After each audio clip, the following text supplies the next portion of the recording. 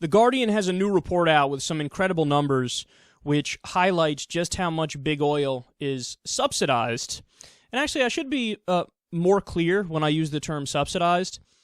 That's really a word that we shouldn't use ever because it lends legitimacy to something that's really illegitimate.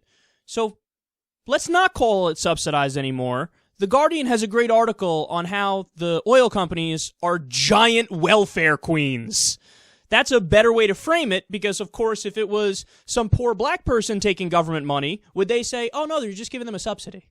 No, that sounds too official in that scenario. They would try to demonize it and say, welfare queen, welfare queen. But somehow with corporations, they put a happier word on it to make you go, oh, that sounds official. I guess we're just going to go with that now.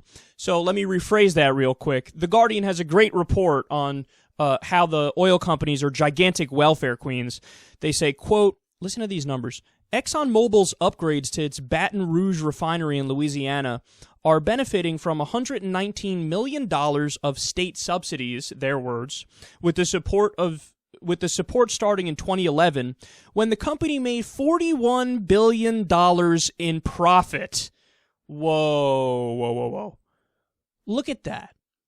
They're saying that ExxonMobil got $119 million handed to them for nothing, a corporate welfare check for nothing, and that same time that they were getting that money, they made $41 billion in profit.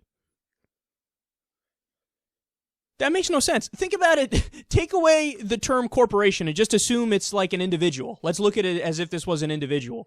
So a really rich guy, made $1 billion one year, and the government just decides, why don't we go ahead and give that guy an extra, $890,000? Because fuck it, we like him.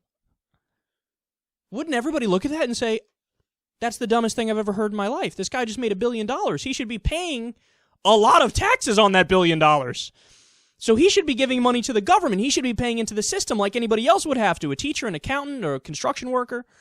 But instead, they're giving the guy money. Why is it any different for a corporation? That doesn't make any sense.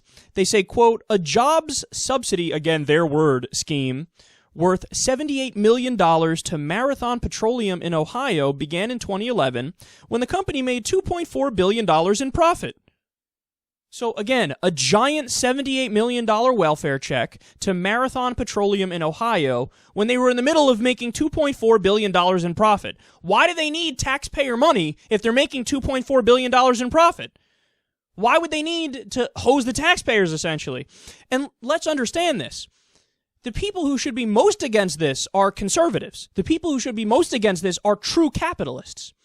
Because capitalists and conservatives are supposed to say, hey, I believe in the free marketplace. I don't believe in big government. I don't believe in, the government picking winners and losers and handing out money that I had to pay into the system.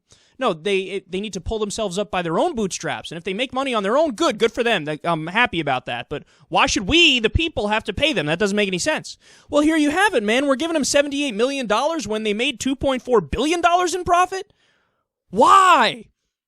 I saved the worst one for last here.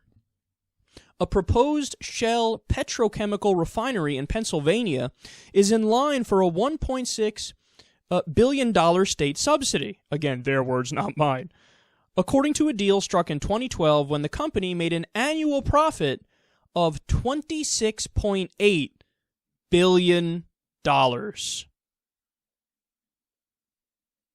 Shell Oil got a $1.6 billion welfare check when they made $26.8 billion.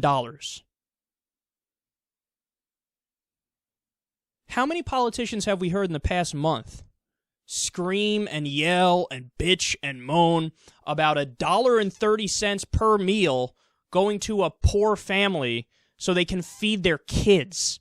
Or a welfare check going to a family so they can keep a roof over their heads in the middle of a freezing winter. They scream about how terrible big government is when it's, in many cases, quite literally saving lives. In those cases, they want to cut. Have you heard a peep from any Republican politician about this? If you ever hear them talk about it, they're on the other side of the issue, where they're in favor of, we need to incentivize further research and development here. That's what we need to do. and we need to give them subsidies. They would never call it welfare if it's for an oil company, ever. So they love big government. They bathe in socialism. They adore socialism as long as it's for their buddies and their donors. And of course it helps if the people involved are rich, old, and white, and they wear suits and ties. They only want to give government money to those people. And of course, what does this go back to? It all goes back to the fact that the lobbyists and the corporations themselves are paying the politicians, so the politicians are going to help out those people. You don't have, grandmothers from Cleveland paying $8,000 or $30,000 to some Republican politician, so the politician thinks, well, I'm not going to help the grandmother in Cleveland because what the fuck do I care about the grandmother in Cleveland? I care about the guys who paid me and took me on that great golf vacation and are my buddies and are in this good old boy network. So that's the problem, is the politicians are not representing the constituents anymore, and that's obvious. But let me wrap this up here and give you some final numbers, because these are actually worse than the last one. The last one was specific, the Shell welfare check, but listen to this. Globally in 2013, the most recent figures available, the coal, oil, and gas industries benefited from subsidies of $550 billion, 4 times those given to renewable energy. In 2014, the U.S. taxpayers were subsidizing fossil fuel exploration and production alone by $21 billion a year. That's their excuse. But they need the money for research and development. That's why you got to give them all the taxpayer money and give them all this welfare. Really. So, again, their companies, Shell made $26.8 billion in profit. That's not incentive enough to do your own goddamn research and development?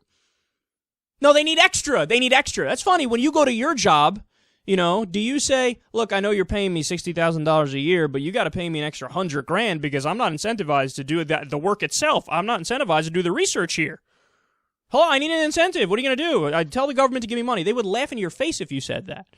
But for oil companies, everybody's supposed to go, oh, okay, right, research and development. We got it. No. The billions of dollars you're making without the government is enough incentive to do your own goddamn research and development. And I want to repeat the number again because it's so important. $550 billion. That's globally in 2013. That's how much the coal, oil, and gas industries benefited from subsidies.